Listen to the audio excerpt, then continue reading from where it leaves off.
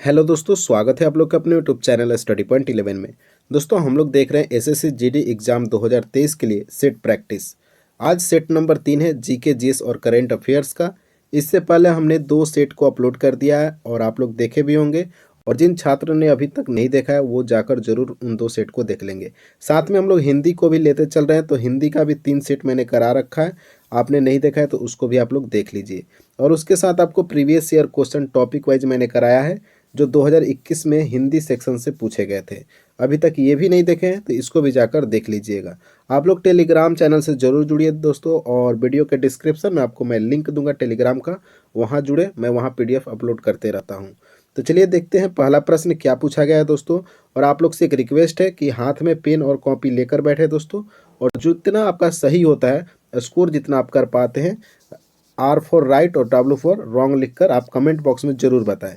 इससे मुझे फ़ायदा कुछ नहीं होने वाला है, बस मुझे ये खुशी मिलता है कि छात्र की जो तैयारी है दोस्तों वो आगे बढ़ रही है। क्योंकि जब हम लोग 28 सेट तक जाएंगे तो आप लोग देखेंगे कि आपका मार्क्स लगातार इंक्रीज होते गया है, लगातार बढ़ते गया है। तो इस खुशी के लिए आप लोग कमेंट बॉक्स में ज़रूर अपना कमेंट करें, स्कोर बताएं, और कुछ परेशानी है तो उसको भी कमेंट बॉक्स में बता सकते हैं। और वीडियो को शेयर तो आप लोग बहुत अच्छे से कर रहे हैं, उसके लिए आप लोग को धन्यवाद। तो चलिए देखते हैं पहला प्रश्न क्या है। तो चलिए शुरुआत करते हैं इस सेट की और एक शानदार प्रश्न के साथ। प्रश्न है दोस्तों, मुद्रास्फीति कैसे नियंत्रित की जा सकती है। ऑप्शन ए है मजदूरी में वृद्धि कर, कराधान में ह्रास कर, लोक व्यय में कमी कर, और रुपए को महंगा कर। आपको मैं 5 सेकंड का समय दूंगा हर एक प्रश्न के लिए। आप उत्तर दे सकते हैं या तो अपने कॉपी में या फिर कमेंट बॉक्स में, लेकिन अंत में आपको अपना स्कोर जरूर बताना है दोस्तों, ठीक। तो चलिए इसका उत्तर हो जाएगा right answer option number C, लोक व्यय में कमी कर। दोस्तों मुद्रास्फीति को नियंत्रित किया जा सकता है लोक व्यय में कमी करके।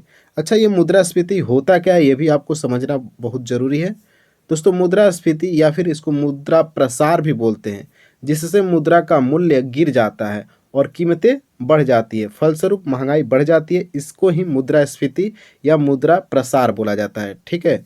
चलिए देखते हैं नेक्स्ट प्रश्न को। विश्व युद्ध यानी प्रथम विश्व युद्ध के समय किसको रिक्रूटिंग सर्जेंट कहा गया था। दोस्तों प्रथम विश्व युद्ध कब हुआ था आप लोग को पता है। तो 1914 में प्रथम विश्व युद्ध हुआ था, और कब तक चला था, तो 1918 तक चला था दोस्तों प्रथम विश्व युद्ध। बात करें इसका राइट आंसर क्या हो जाएगा, तो ऑप्शन नंबर सी हो जाएगा, महात्मा गांधी। तो प्रथम विश्व युद्ध के समय रिक्रूटिंग सर्जेंट किसको बोला गया था, महात्मा गांधी को बोला गया था। दरअसल दोस्तों उस समय महात्मा गांधी भारत में आए थे, जो कि 1915 में, और उस समय प्रथम विश्व युद्ध छिड़ा हुआ था। तो महात्मा गांधी ने अंग्रेजों के तरफ भारतीय लोगों को लड़ने के लिए बोला, यानी अंग्रेजों का साथ देने के लिए महात्मा गांधी ने बोला था दोस्तों। और इसलिए महात्मा गांधी को सर्जेंट बोला गया था, रिक्रूटिंग सर्जेंट, ठीक है।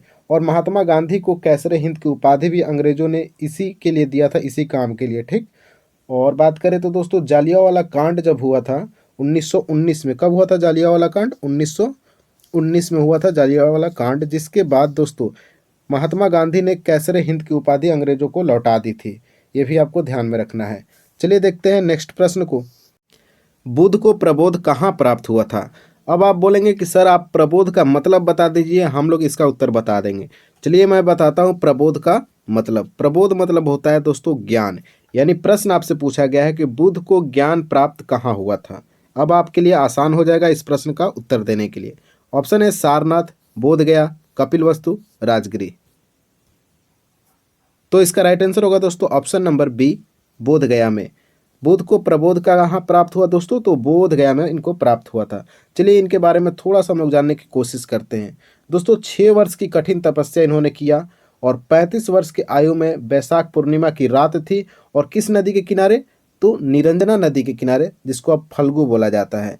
और एक पीपल का वृक्ष था, इसके नीचे ही गौतम बुद्ध को ज्ञान प्राप्त हुआ। जब ज्ञान प्राप्त नहीं हुआ था तो इनका क्या नाम था दोस्तों, तो सिद्धार्थ नाम था। क्या था, सिद्धार्थ नाम था। जैसे ही ज्ञान प्राप्त हुआ इनको बुद्ध लोग बोलने लगे, ठीक है। और सारनाथ एक जगह है उत्तर प्रदेश में, यहाँ गौतम बुद्ध ने अपना पहला उपदेश दिया था। ये भी आप याद रखेंगे, बार बार पेपर में पूछता है। और इस घटना को धर्म चक्र परिवर्तन बोला गया बौद्ध धर्म में, इसको भी याद रखेंगे। और बात करें तो महात्मा बुद्ध ने कहाँ सबसे ज़्यादा उपदेश दिए थे, तो याद रखेंगे श्रावस्ती में। महात्मा बुद्ध ने सबसे ज़्यादा उपदेश दिए हुए थे। चलिए देखते हैं अब नेक्स्ट प्रश्न को। स्मॉग, जो कि आपके साइंस सेक्टर से प्रश्न है। स्मॉग एक मिश्रण है, यानी स्मॉग में क्या क्या मिश्रण मिला रहता है? वायु और जल वाष्प का, जल और धूम्र का, अग्नि और जल का, या फिर धूम्र और कोहरे का? तो इसका राइट आंसर होगा ऑप्शन नंबर डी, धूम्र और कोहरे के मिश्रण को स्मॉग बोला जाता है दोस्तों। स्मॉग मतलब होता है धुआं सा, जो धुआं टाइप का आपको दिखता है उसको क्या बोलते हैं हम लोग? स्मॉग बोलते हैं। और किस चीज़ से मिला रहता है? तो धूम्र और कोहरे से मिलकर यह बना हुआ रहता है। ये भी आपको याद रखेंगे। अच्छा, ये कोहरा क्या होता है? आपको पता भी होगा कि वायुमंडल के निचली परत में एकत्रित जो भी धूल कण होते हैं और इनके रंग एवं संघनित जल पिंड को कोहरा बोला जाता है। ये भी आप ध्यान में रखेंगे। चलिए देखते हैं हम नेक्स्ट प्रश्न को दोस्तों। काफ़ी इंपॉर्टेंट आपके लिए यह सेट प्रैक्टिस करा रहे हैं। इसके बाद हम लोग जो नए बुक आ गया है, फिर से एक सेट प्रैक्टिस आ गया, उसको भी हम लोग कवर करेंगे। पहले इसको समाप्त करते हैं, फिर उस पर चलेंगे, ठीक है। लगभग 3 किताब खत्म करने वाले हैं और 4 किताब भी हो सकता है अगर हम लोग ऐसे ही लगातार प्रैक्टिस करते रहें तो। 30 नंबर सवाल है, भारत की संविधान सभा गठित करने का आधार क्या था? ऑप्शन है भारतीय राष्ट्रीय कांग्रेस का प्रस्ताव, कैबिनेट मिशन प्लान 1946, भारतीय स्वतंत्रता अधिनियम 1947, भारतीय डोमिनियन के प्रांतीय राज्य विधानमंडलों के प्रस्ताव। तो दोस्तों इसका राइट आंसर होगा option number B, cabinet mission plan, जो कि 1946 में भारत आया था। चलिए कैबिनेट मिशन के बारे में थोड़ा सा जानकारी लेते हैं। जो कैबिनेट मिशन आया था दोस्तों 1946 में, और इसके द्वारा सदस्यों की संख्या निर्धारित की गई थी 389। कितनी सदस्यों की संख्या? 389, जब संविधान सभा का गठन किया गया था, ठीक है। और बात करें तो इसमें ब्रिटिश थे 292 ब्रिटिश थे, 4 चीफ कमिश्नर लोग थे, और 93 देसी रियासत थी, जो कि भारत पहले रियासतों में बटा हुआ था। तो 93 देसी रियासत ने प्रतिनिधि किया था इस संविधान सभा में, ठीक है। ये भी आपको ध्यान में रखना है, यहाँ से प्रश्न लगातार पूछा गया है। और बात करें दोस्तों कौन सा देसी रियासत भाग नहीं लिया था, तो हैदराबाद रियासत था जो इसने संविधान सभा में सम्मिलित नहीं हुआ था। इसको भी आप याद रखेंगे, हैदराबाद। अब आइए देखते हैं नेक्स्ट प्रश्न को। पश्चिमी यूरोप का तापमान बढ़ाने के लिए कौन सी धारा उत्तरदायी है? यानी आपको यह ज्योग्राफी से प्रश्न पूछा गया है। ऑप्शन है लैब्राडोर धारा, गल्फ स्ट्रीम, कनारी धारा, उत्तर विश्वतीय धारा। तो इसका राइट आंसर हो जाएगा ऑप्शन नंबर डी दोस्तों, उत्तर विश्वतीय धारा जो है पश्चिमी यूरोप का तापमान बढ़ाने के लिए उत्तरदायी होता है। कौन? उत्तर विश्वतीय धारा। नेक्स्ट प्रश्न देख लेते हैं। भारत में नोट जारी करने की कौन सी प्रणाली अपनाई जाती है? जब भारत में नोट जारी की जाती है तो कौन सी प्रणाली को अपनाई जाती है? ऑप्शन है अधिकतम प्रत्ययी प्रणाली, न्यूनतम आरक्षण प्रणाली, अनुपातिक प्रत्ययी प्रणाली, या नियत प्रत्ययी प्रणाली। तो इसका राइट आंसर होगा ऑप्शन नंबर बी, न्यूनतम आरक्षण प्रणाली को अपनाया जाता है जब भी भारत में नया नोट जारी किया जाता है, ठीक। अब बात करते हैं थोड़ा सा इस प्रश्न के बारे में, 32 प्रश्न के बारे में दोस्तों। तो आपको पता होगा कि भारत में जो 1 रुपये का नोट या फिर सिक्का किस मंत्रालय के द्वारा जारी किया जाता है? तो आप बोलेंगे कि सर वित्त मंत्रालय के द्वारा 1 रुपये का नोट और सिक्का को जारी किया जाता है। और एक प्रश्न आपसे पूछता हूँ, 1 रुपये से अधिक का मुद्रा जब भी जारी किया जाता है तो किसके द्वारा और किसका उस पर सिग्नेचर रहता है? आप कमेंट बॉक्स में बताएंगे। यानी 1 रुपया से ज़्यादा का जो नोट है उस पर किसका सिग्नेचर रहता है, आपको कमेंट बॉक्स में बता देना है। चलिए देखते हैं अब नेक्स्ट प्रश्न को। हाइड्रोजन के परमाणु में कौन सा मौलिक कण उपस्थित नहीं होता है? हाइड्रोजन, इसके परमाणु में कौन सा मौलिक कण उपस्थित नहीं होता है? ऑप्शन है प्रोटॉन, इलेक्ट्रॉन, न्यूट्रॉन, उपयुक्त में से सभी। तो दोस्तों इसका राइट आंसर हो जाएगा 33 का ऑप्शन नंबर सी, न्यूट्रॉन नहीं होता है आपके हाइड्रोजन परमाणु में। ये आप ध्यान में रखेंगे। प्रोटॉन होता है और इलेक्ट्रॉन होता है, लेकिन न्यूट्रॉन नहीं होता है हाइड्रोजन में। ये अपवाद है, इसको भी ध्यान में आप रखेंगे।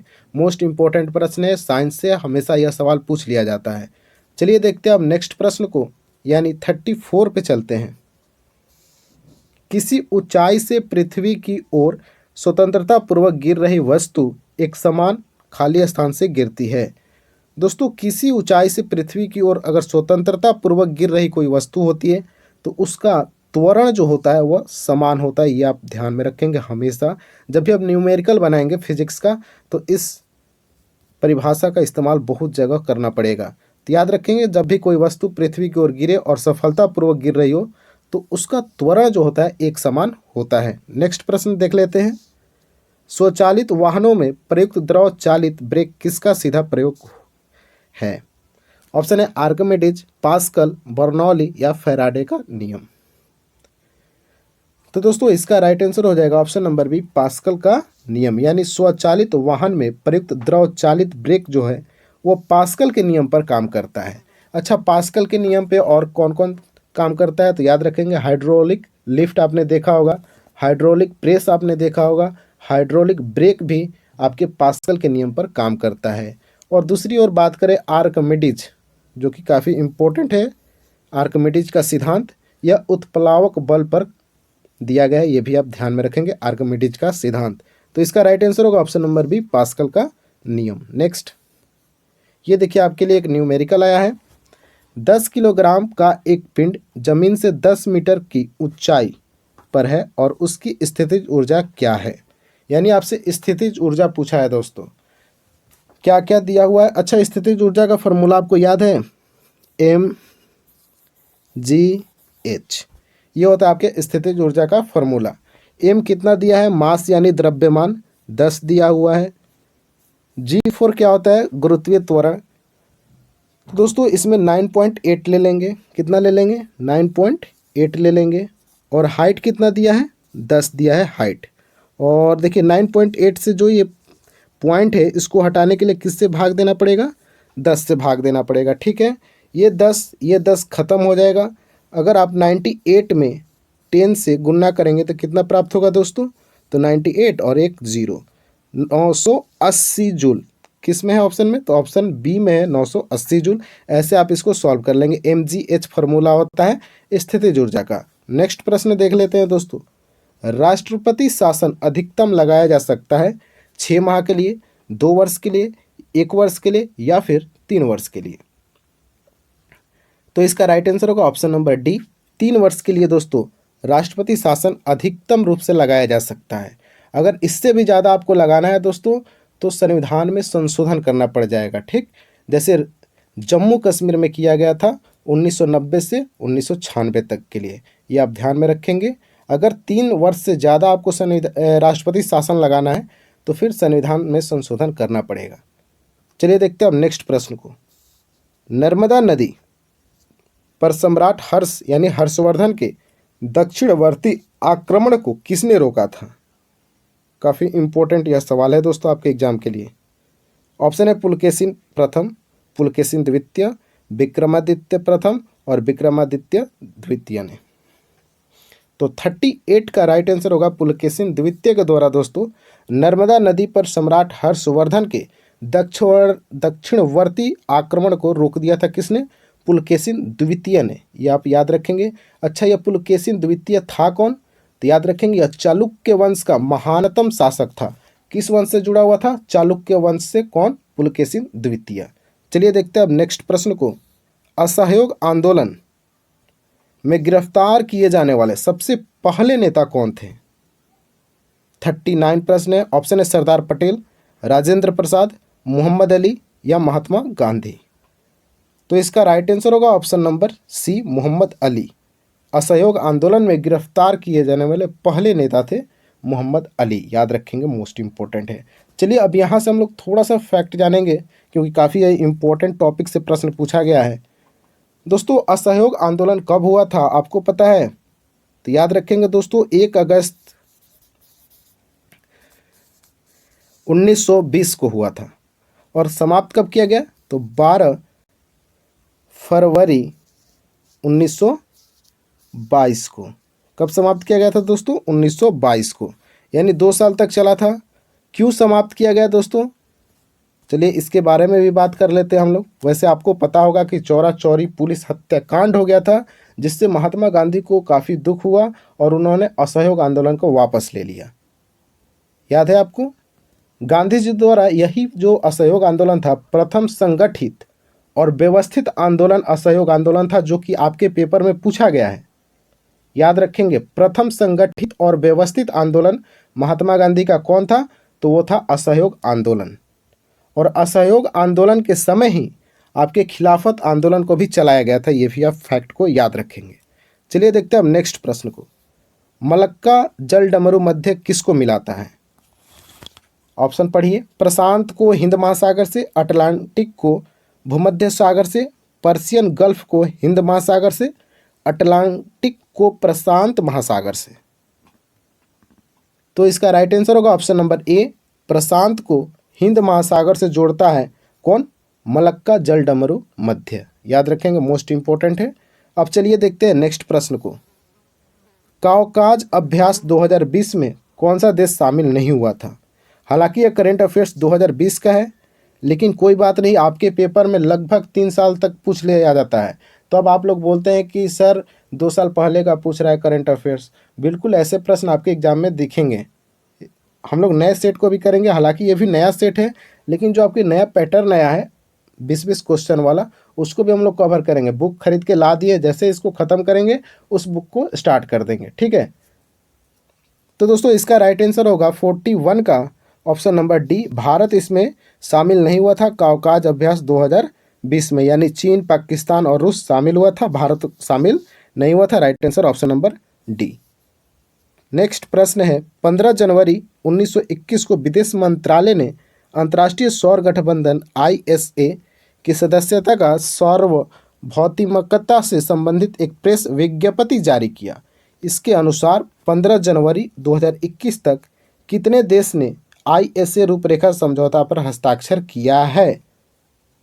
तो इसका राइट आंसर होगा ऑप्शन नंबर दोस्तों 42 का बी, 89। नेक्स्ट, किस कंपनी ने इंडियन प्रीमियर लीग 2020 के लिए टाइटल प्रायोजक का अधिकार प्राप्त किया? हालांकि अब इसको याद करने से कोई फ़ायदा नहीं है। 2022 और 2023, हालांकि जो भी बदला हुआ है मैं उसको बता दे रहा हूँ, आप लोग ध्यान में रखेंगे। 2022 और 23 में इंडियन प्रीमियर लीग का जो टाइटल स्पॉन्सर्स बना है दोस्तों, याद रखेंगे टाटा ग्रुप बना है। कौन बना है? टाटा ग्रुप। 2 साल के लिए यह स्पॉन्सर्स बन गया है इंडियन प्रीमियर लीग का, और वो 2 साल कौन है? 2022 और 2023। नेक्स्ट,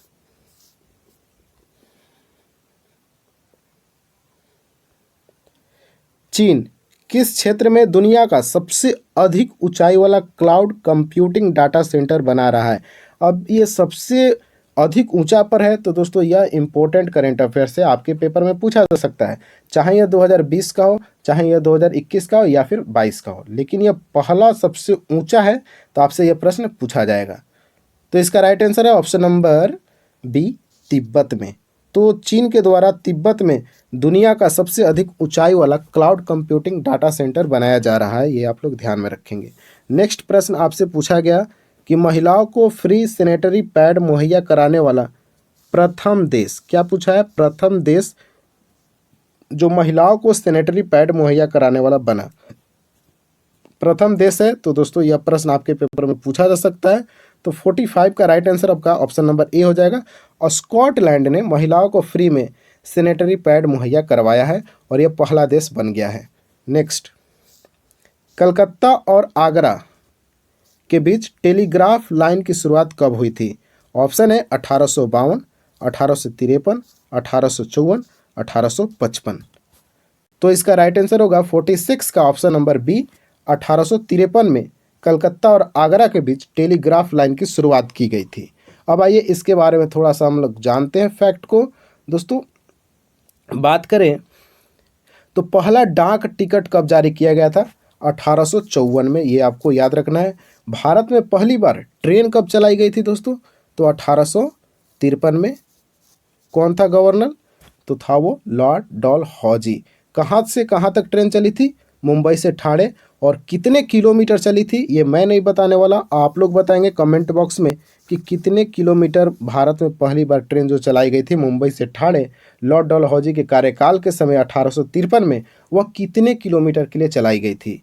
चलिए देखते हैं नेक्स्ट प्रश्न को। गद्दर पार्टी का मुख्यालय कहाँ था? ऑप्शन है मॉस्को, बर्लिन, सैन फ्रांसिस्को या फिर कराची। तो इसका राइट आंसर है दोस्तों option number C San Francisco. Ghadar party का मुख्यालय सैन फ्रांसिस्को है। गद्दार पार्टी का गठन किसने किया था? तो दोस्तों लाला हरदयाल ने सैन फ्रांसिस्को में जाकर गद्दार पार्टी का गठन किया। कब किया था ये याद रखेंगे, 1913 में। ठीक। और गद्दार पार्टी के प्रथम अध्यक्ष कौन बनाए गए थे? सोहन सिंह भाखना। हालांकि लाला हरदयाल ने स्थापित किया, गठन किया गद्दार पार्टी का, लेकिन पहले अध्यक्ष बने थे सोहन सिंह भाखना। ये आपको याद रखना है। नेक्स्ट, एनु जनजाति कहाँ पाई जाती है? जनजाति से आपसे प्रश्न पूछे जाते हैं, ध्यान में रखेंगे। एनु जनजाति कहाँ पाई जाती है? ईरान, जापान, अफगानिस्तान या फिर पाकिस्तान? तो इसका राइट आंसर होगा ऑप्शन नंबर बी, जापान में दोस्तों एनु जनजाति पाई जाती है। अब हम मेरी बातों को कुछ ध्यान से सुनेंगे दोस्तों, क्योंकि कुछ मैं इम्पोर्टेंट जनजाति और उनके देश का नाम बताने वाला हूँ। आप लोग से पूछा जाएगा कीवी जनजाति किस देश में रहती है? तो न्यूजीलैंड में। पिग्मी जनजाति कांगो में। बुशमैन जनजाति बोत्सवाना, इम्पोर्टेंट है बुशमैन, बोत्सवाना। माओरी कहाँ रहता है लोग? तो न्यूजीलैंड में पाया जाता है माओरी जनजाति, न्यूजीलैंड में। ये कुछ इंपॉर्टेंट है, इसको आप लोग को याद रखना है। चलिए देखते हैं नेक्स्ट प्रश्न को। भारत में प्रथम सस्वर चलचित्र आलम आरा का निर्माण कब हुआ था? अब आपसे ऐसे प्रश्न भी पूछा जा सकता है कि भारत में प्रथम सस्वर चलचित्र कौन सी फिल्म थी? तो आप बोलेंगे आलम आरा थी। हालांकि यहाँ आलम आरा लिख दिया है, और कब आई थी यह फिल्म यह आपसे पूछा गया है। यानी प्रथम बोलती फिल्म यह थी 1913, 1931, 1933, 1937। तो इसका राइट आंसर होगा ऑप्शन नंबर बी, 1931 में पहली बार आलम आरा आया था, जो कि बोलने वाली फिल्म थी भारत में।